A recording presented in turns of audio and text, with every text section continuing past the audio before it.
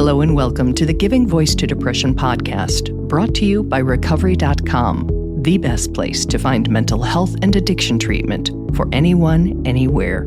Each week, we profile a guest who shares openly about their mental health journey. They share because they understand that when people don't talk about their depression or other mental health conditions, those of us who do struggle with them can feel like we're the only ones, that there's something wrong with us, and that no one understands. We understand. I'm Terry McGuire, the creator and co-host of this podcast. You have my promise that we'll keep it real here. Depression is real, and we're not going to sugarcoat our discussions about it. Hope is also real, and you'll get a dose of that here too. I'm Carly McCullough, a licensed social worker and educator, and Terry's daughter. We've both experienced depression and also support loved ones struggling with it. We're here to normalize talking about depression and mental health in our communities, as well as our families. And to share real-world tested strategies that have worked for other people who have walked similar paths. Thanks for joining us. Hi, Mom. Hi, Carly. Have you seen any of those reality shows about interventions? Definitely. Yeah, and they're designed for ratings, so they tend to give a very dramatic, confrontational, and simplified impression of what's actually a complex process. They often sort of show substance use or behavioral addictions as problems that escalate to a single boiling point, when in reality, recovery is usually a long and nonlinear process with a bunch of ups and downs. Today's guest, Evan Jarschauer, is a licensed psychotherapist and a mental health interventionist. He's been in the business more than 20 years, and he describes the process very differently. Evan has shared his insights on network news, the Huffington Post, and on keeping up with the Kardashians. Today, he talks with us about how real-life interventions are different, how he uses his own experiences with depression, anxiety, and substance use to approach the struggling person with empathy, compassion, and a plan. Here is Evan giving his voice to depression.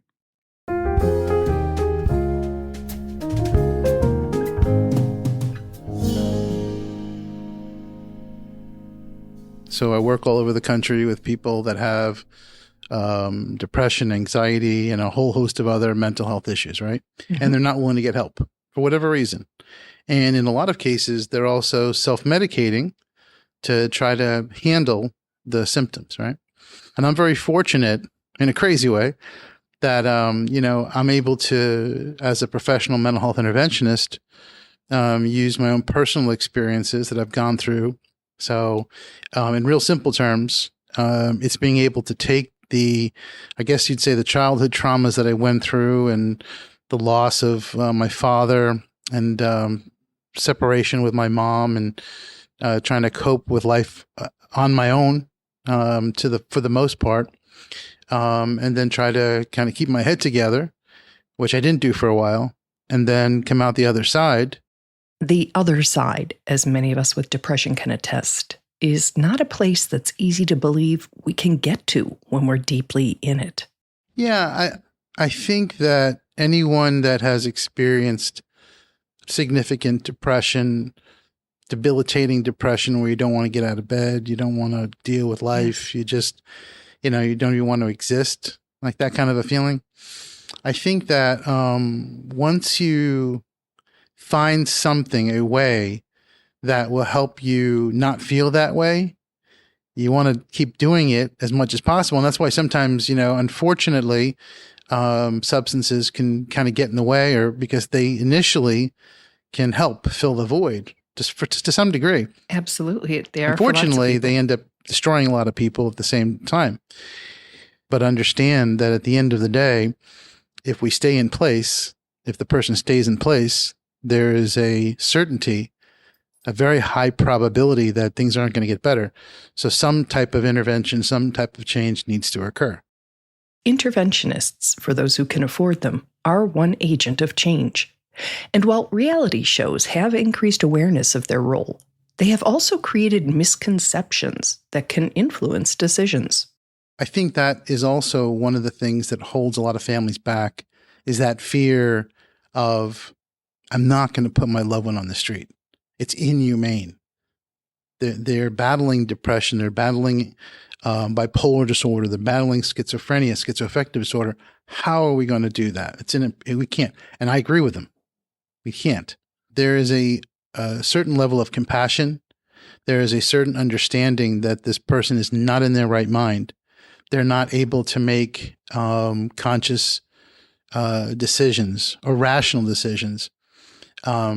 And their judgment is compromised in that there is something organic going on inside there that is affecting their ability to say, okay, fine, I need to go get some help.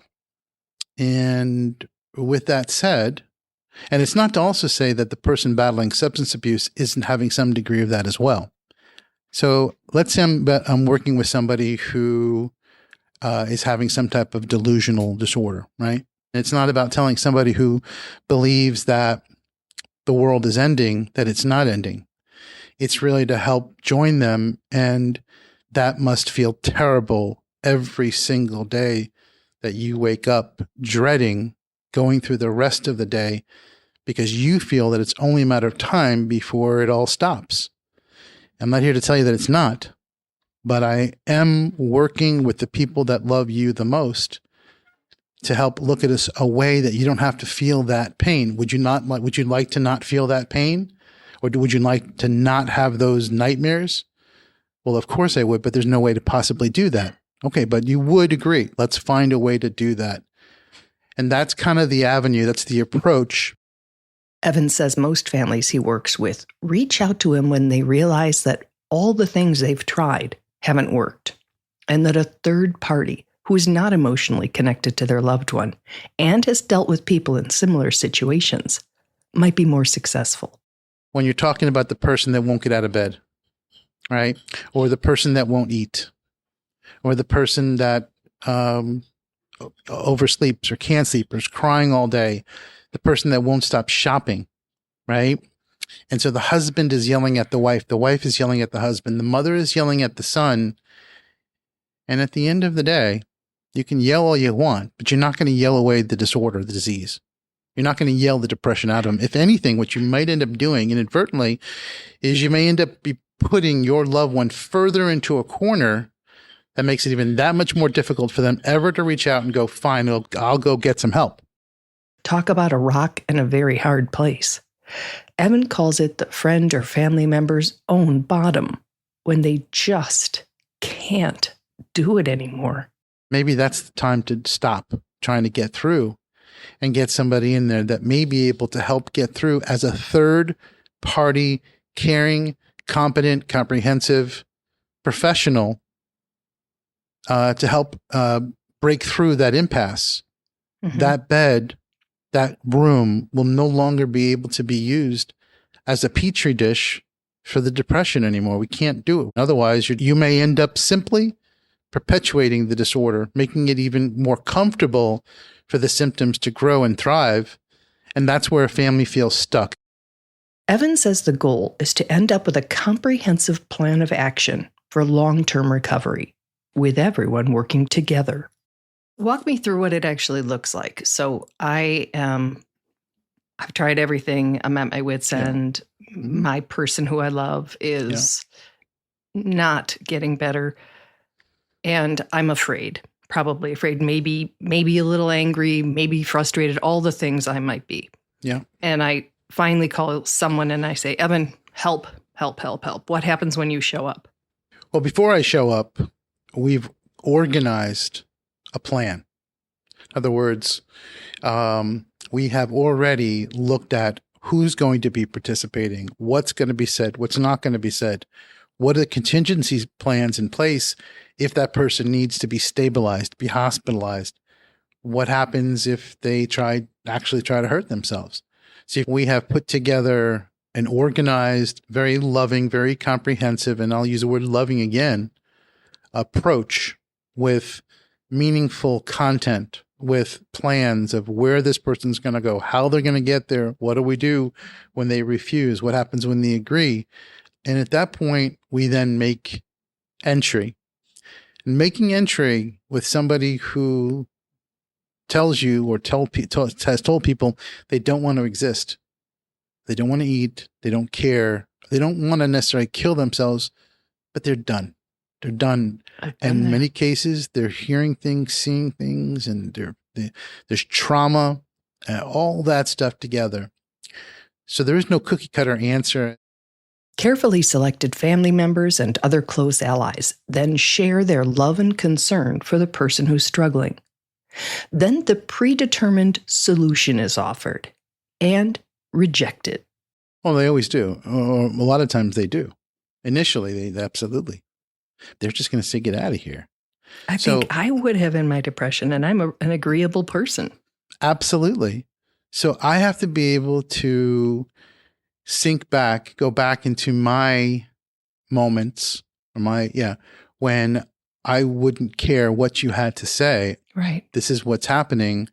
I have to be able to kind of go there and then work towards mapping out a plan on how we can approach somebody whose spirit, whose being has been or is being consumed with depression.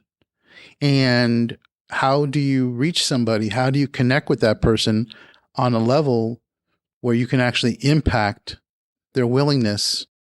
The answer, Evan says, is to use what he calls the most powerful therapeutic weapon he has, the loving power of friends and family. If you handle this with dignity, respect, with understanding and conviction, we have a very high probability of having that person recognize that the people that care and love that person the most are just not going to roll over, lay down, and let them just continue to flail. It's not going to happen. But that direction, that guidance can get very challenging, especially when it starts to get into some boundaries that may need to be put in place to help that person ultimately make a decision, a rational decision to accept the help that they in their hearts know that they need. There are some times that the person is so out of it, so psychiatrically compromised, psychologically compromised, then at that point, the person really does need to be involuntarily hospitalized, stabilized, and then get on to the program for care. Evan says the initial goal of an intervention is to get the crisis moment managed. Then later, the care plan shifts to follow-up, including continued psychiatric care, counseling, and likely family work.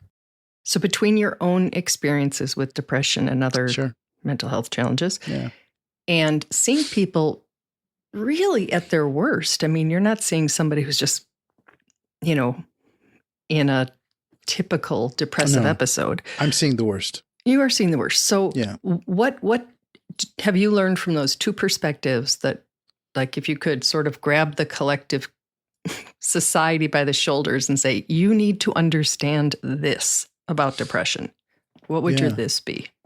That's a great question. You're good. You're good. It's a good question.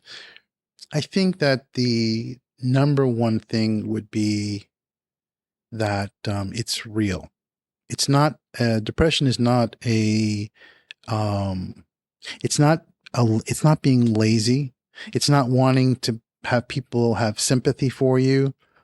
It is where it is something that is inside you. It is around you, and you don't want to experience it. And it traps you, and it traps the people that surround you.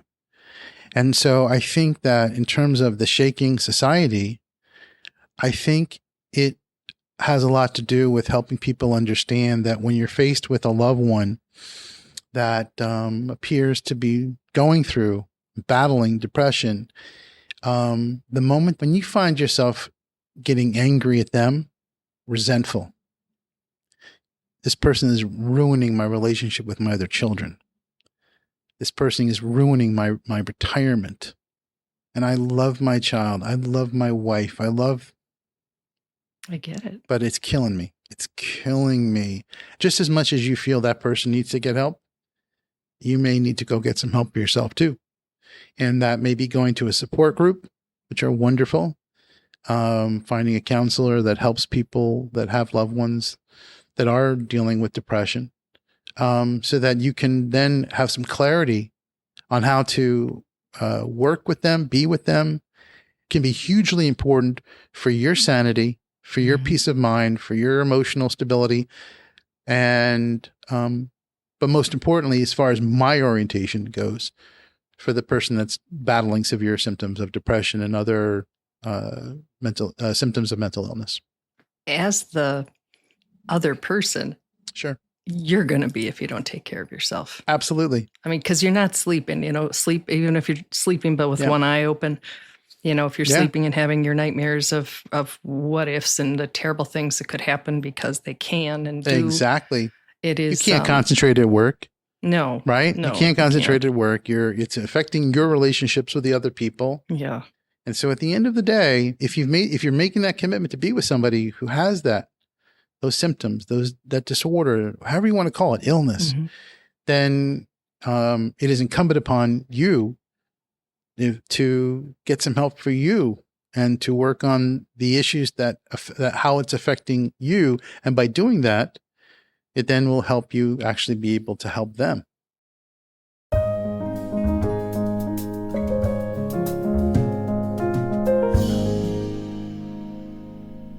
Oh, Evan, thank you so much for sharing all of that with us. There's so much wisdom in what you have to offer. And I want to start with that last thing that Evan ended on, which was that it's so necessary for those of us who are in the orbit of people who are struggling to get help for us and to work on how the issues that are affecting us. And that is what allows us to be able to help them.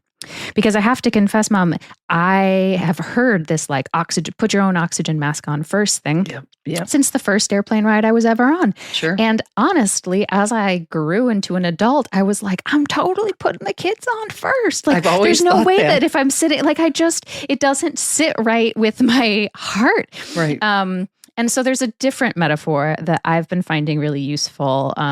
It came my way during the pandemic, and it's that we can't pour from an empty vessel. So true. We can't pour from an empty vessel. And it is so emptying to be involved with somebody who's struggling. Yes.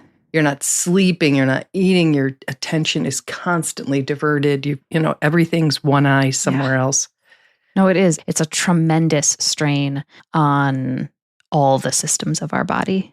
And it's really loving to the person who is struggling for you to be as stable as possible. And so that's this other piece, which is that I think I learned, or I received messages that to love someone who's struggling is to struggle as much as they're struggling. And the truth is that when we're struggling, we need someone on the side of the pool with the floaty to throw into us. Oh, yeah. And so we really need the people on the outside of that experience to be well, grounded, stable, taking good care of themselves physically, emotionally, spiritually, psychologically.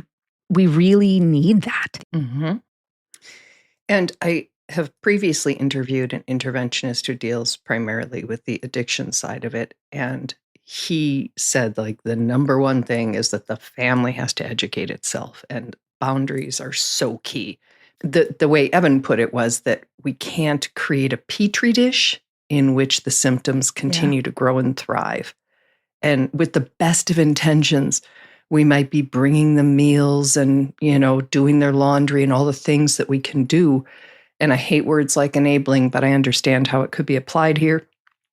We don't know, where somebody's, especially with a mental health thing, you're sick. We know how we treat people who are sick. Right. We do all the things, but it was a really eye-opening to hear him use the metaphor of a Petri dish, and that we may in fact be allowing the symptoms to grow as opposed to challenging the person to get help and shift something significantly.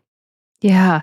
I mean, I think part of what you're describing is that a lot of us learn how to help someone who is struggling, yes, through empathy, but also through pity, which is let me do for you. And when we do things for other people, it's actually disempowering for them.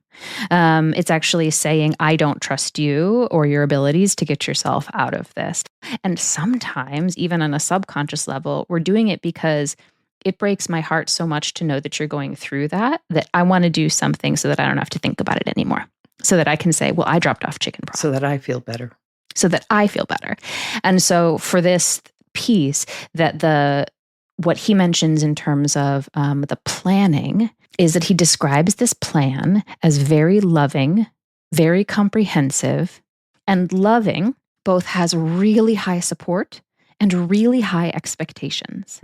And that's, I think, where we sometimes fall apart, which is in the interventions that we see on TV that we talked about at the very beginning of the episode. It's an ambush. It's something that the family is doing to the person, right? It's about the sort of shock and awe of like, will this be your wake-up call? And there's lots of ways to have wake-up calls. And that one makes for really good TV, and perhaps better TV than all of the ways that we can also show love and accountability. So yeah, high love and high accountability is how I sort of describe doing things with other people, not to them or for them, and not ignoring it. And this loving piece that Evan brings, this high empathy, not pity, that he brings to the work that he does, it's so critical. Because when someone is struggling, you are in so much pain and you are constantly monitoring for threats. And so when someone approaches you with love, even if you go, I don't know about this guy, I don't know about this Evan guy, I don't know about this intervention, I don't know about this plan, but the more times that Evan is able to send out signals of love, I'm trying to love you, not control you, I'm trying to love you, not control you, the number of times that a family can do that, or a loved one, or a roommate, or a neighbor, I'm trying to love you, not control you, eventually that's what allows some of the light to peek in and the person to become a little more porous and accept those things.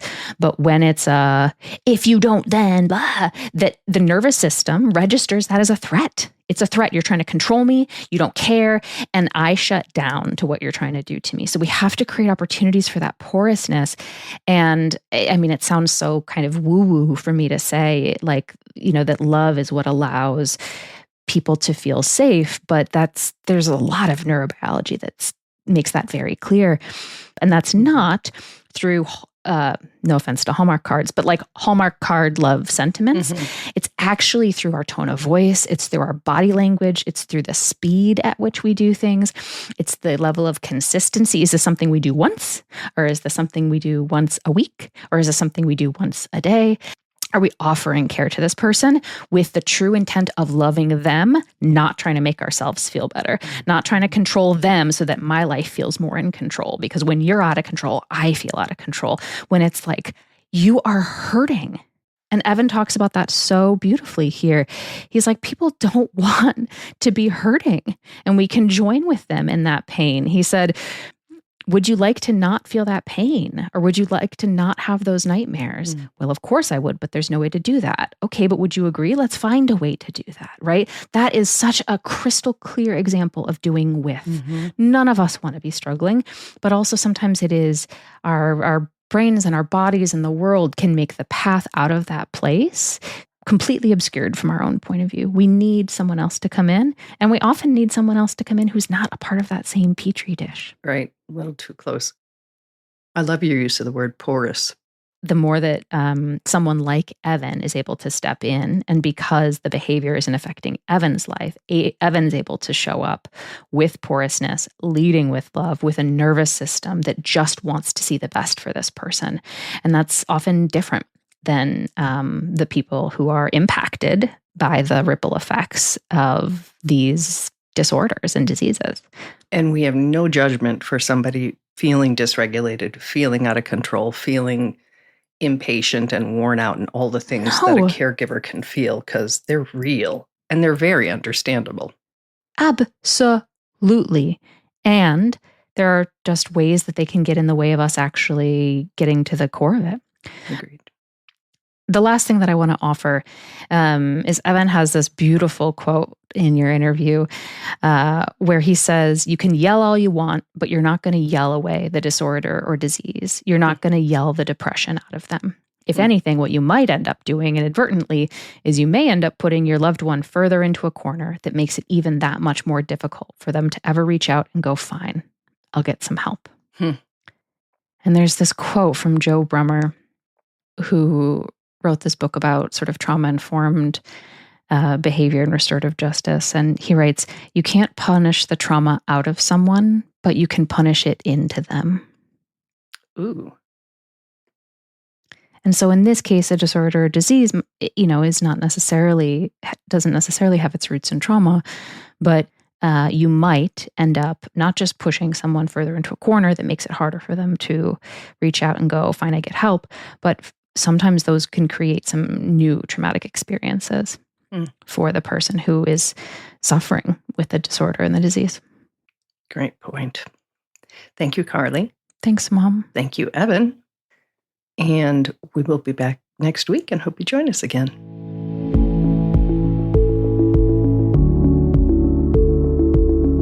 We really hope that this discussion helps give some language or context to your own depression or ideas for how to support someone else in your life living with it. We invite you to check out the hundreds of episodes in our archive and to explore both the Resource Hub and treatment options on recovery.com. Depression is too dark a road to walk alone. We'll be back next week.